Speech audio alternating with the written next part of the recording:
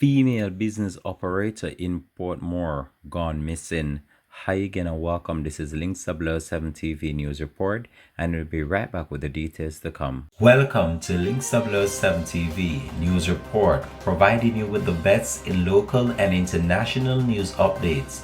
This is a place where you can get the most reliable and informative news information. Links 7 TV News Report. Welcome back and thanks for joining us. This is Link 7 TV News Report.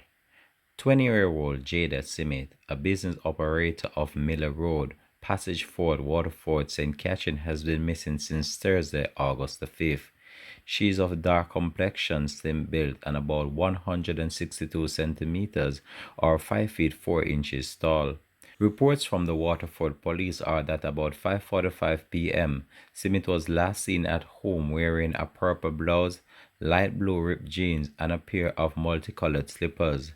She has not been heard from since.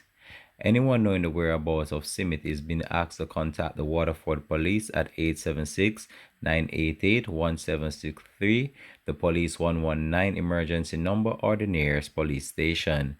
This has been Link 7 TV News Report. Please subscribe to the channel for the latest news bulletin.